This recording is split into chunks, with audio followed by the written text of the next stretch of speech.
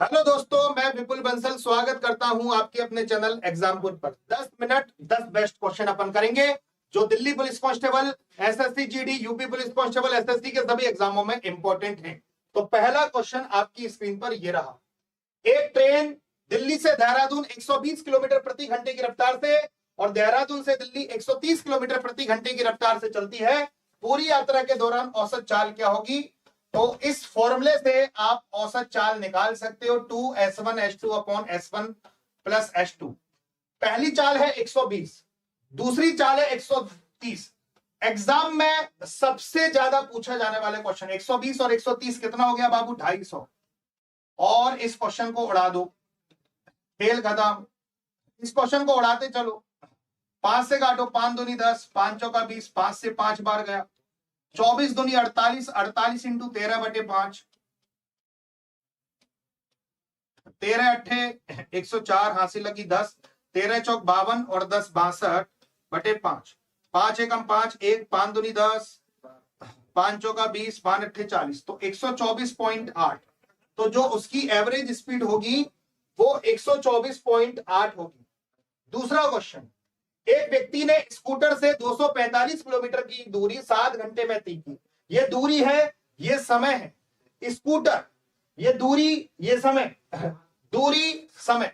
अगर मैं दूरी में समय का भाग दे दूं तो ये स्कूटर की चाल आ जाएगी, ये स्कूटर की चाल आ जाएगी। दूरी में मैंने समय का भाग दे दिया। वह एक इलेक्ट्रिक साइकिल को स्कूटर की चाल की 3/7 चाल से चलाए। इलेक्ट्रिक साइकिल की चाल निकालनी है तो स्कूटर की चाल का 3/7 निकालना पड़ेगा। तो ये स्कूटर की चाल है, इसका 3/7 निकाल दो। तो ये साइकिल की चाल आ गई, साइकिल की चाल आ गई। तो साइकिल 4 घंटे में कितनी दूरी तय करेगी? ये साइकिल की चाल, चाल का अगर मैं समय से गुणा कर दूं तो साइकिल के द्वारा तय की गई दूरी आ जाएगा। 7 तिया 21, 3 7 पंजे 35, 7 से कितनी बार गया? 5, 5 चौका 20, 20 तिया 60। तो साइकिल के द्वारा 60 किलोमीटर की दूरी तय की गई। तीसरा क्वेश्चन, प्रत्येक 2 सेंटीमीटर व्यास वाली शीशे की गेंदों की संख्या ज्ञात करें जिन्हें 18 सेंटीमीटर व्यास वाले गोले से बनाया जाता है। तो बड़े गोले के आयतन में, बड़े गोले के आयतन में छोटे गोले के आयतन का भाग दे दो, छोटे गोले के आयतन का भाग दे दो। बड़े गोले के आयतन में छोटे गोले के आयतन का भाग दे दो। बड़े गोले का आयतन होता है 4/3 पाई आर क्यूब, छोटे गोले का आयतन है 4/3 पाई आर क्यूब। 4/3 पाई से 4/3 पाई कट गया। तो बड़े गोले की त्रिज्या का क्यूब अपॉन छोटे गोले की त्रिज्या का क्यूब, ये गोलों की संख्या पता चल जाएगी। बड़ा गोला ये रहा, छोटा गोला ये रहा। व्यास दे रखा है, त्रिज्या आधी होती है। इसका व्यास दे रखा है 18 सेंटीमीटर, त्रिज्या होगी 9, तो 9 गुणा 9 गुणा 9, त्रिज्या कितनी है? 1। छोटे गोले की त्रिज्या 1 होगी ना, व्यास 2 है तो त्रिज्या 1, 1 गुणा 1 गुणा 1, 9 गुणा 9 81 गुणा 9 729। तो भैया 729 आंसर आ जाएगा, 729। एग्जाम में सबसे ज्यादा पूछे जाने वाले क्वेश्चन है। 10 मिनट 10 क्वेश्चन।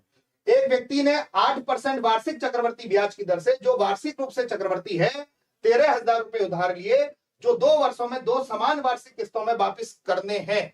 किस्त वाला क्वेश्चन, चक्रवर्ती ब्याज की किस्त वाला क्वेश्चन। 8% का मतलब होता है बाबू 2/25, ये होता है मूलधन। अगर आप 2 रुपए जोड़ो तो यहां से मूलधन और प्रत्येक किस्त का मान आ जाएगा, प्रत्येक किस्त का मान। पूरी क्लास ध्यान से देखो। और 2 बराबर बराबर किस्तों में चुका रहा है, 2 बराबर बराबर किस्तों में। तो 25 रुपए का मूलधन, 2 रुपए की किस्त है, 2 रुपए का ब्याज, तो किस्त बनी 27। 25 रुपए पर 2 रुपए का ब्याज, 25 रुपए पर 2 रुपए का ब्याज, मूलधन 25, 2 रुपए का ब्याज, किस्त आ गई 27। 2 बराबर बराबर, तो 25 का स्क्वायर करो 625, 27 का स्क्वायर करो 729। तो 2 साल तक करेंगे तो स्क्वायर करना पड़ेगा, 3 साल तक चुका रहे तो क्यूब करना पड़ेगा, तो 2 साल में स्क्वायर हो गया।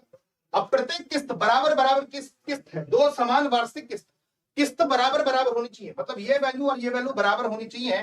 तो इधर मैं 27 का गुणा करूंगा, 27 इंटू 25 कितना होता है बाबू? 675, और 27 इंटू 27 हो गया 729।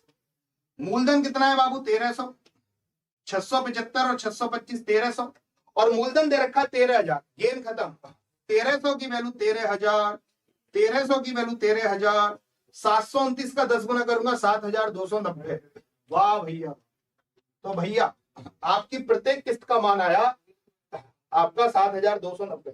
किसी शहर की जनसंख्या 10% की दर से बढ़ रही है, 4 वर्ष बाद शहर की जनसंख्या क्या होगी यदि वर्तमान में 10,000 है। रेशो मेथड से करो, 10% का मतलब होता है 1/10। मैं प्रारंभिक और अंतिम वैल्यू का रेशो निकालूंगा। 10 रुपए पर 1 रुपए का ब्याज, 10 से वैल्यू हो गई 11, 10 से वैल्यू हो गई 11, 10 से वैल्यू हो गई 11, 4 साल तक यूज करना है ना, तो 10 से वैल्यू हो गई 11, 10 इंटू 10 इंटू 10 कितना हो गया 10,000, 11 इंटू 11 इंटू 11 इंटू 11 कितना हो गया 14641।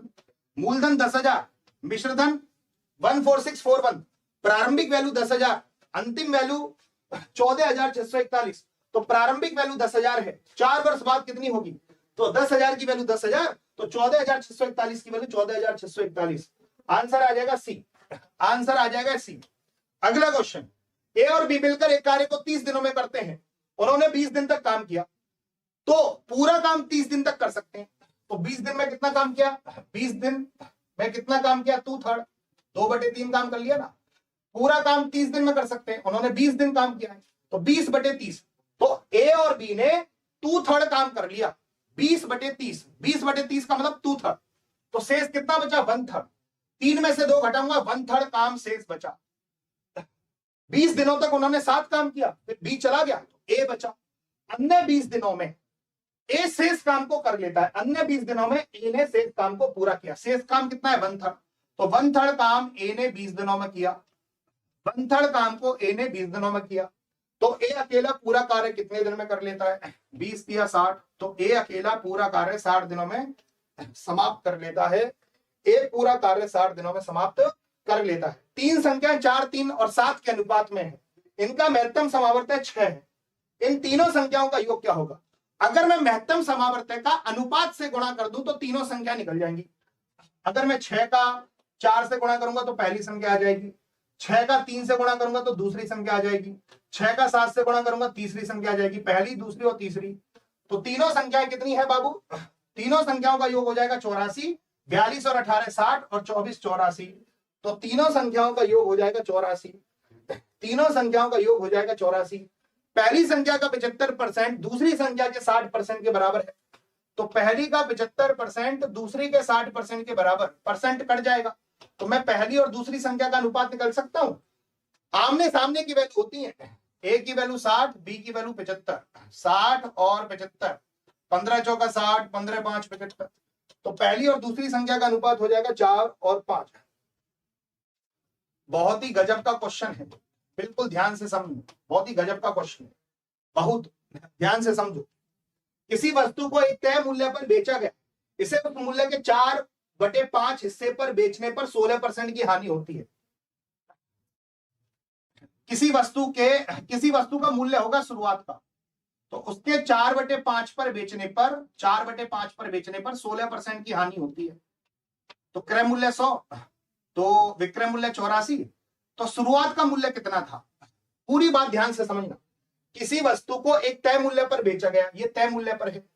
यदि मैं इस मूल्य के 4/5 हिस्से पर बेचूं, इस मूल्य के 4/5 हिस्से पर बेचूं, जो भी ये मूल्य था इसके 4/5 मूल्य पर बेचूं, मतलब ये वैल्यू निकल के आएगी, तो बाबू 16% की हानि होती है। तो क्रय मूल्य 100, तो विक्रय मूल्य 84, तो ए की वैल्यू निकाल लो, तो ए का 4/5 बराबर 84, तो ए का 4/5 बराबर 84, 4 से कितनी बार गया 21, 21 पंजे 105, तो ए की वैल्यू आ गई 105, तो ए की वैल्यू आ गई 105। वो कह रहा है मूल कीमत पर बेचा जाए तो लाभ कितना होगा। अगर 105 में बेचा जाए तो भैया 5% का लाभ होगा, 5% का लाभ होगा। बहुत ही इंपॉर्टेंट क्वेश्चन है, याद रखना। और आज का लास्ट क्वेश्चन, 10 मिनट 10 क्वेश्चन। तो एक आयताकार खेत की लंबाई और चौड़ाई का अनुपात है 4 और 3, 2 रुपए प्रति स्क्वायर मीटर पर खेत की जुताई की लागत है 600, तो खेत की लंबाई कितनी होगी। अगर मैं खेत के क्षेत्रफल में प्रति मीटर स्क्वायर का गुणा कर दूं तो कुल खर्चा आ जाता है, कुल खर्चा आ जाता है। खेत के क्षेत्रफल में प्रति मीटर स्क्वायर का गुणा कर दूं तो कुल खर्चा आ जाता है। क्षेत्र के आयत के क्षेत्रफल में प्रति मीटर स्क्वायर का गुणा कर दूं तो कुल खर्चा आ जाता है।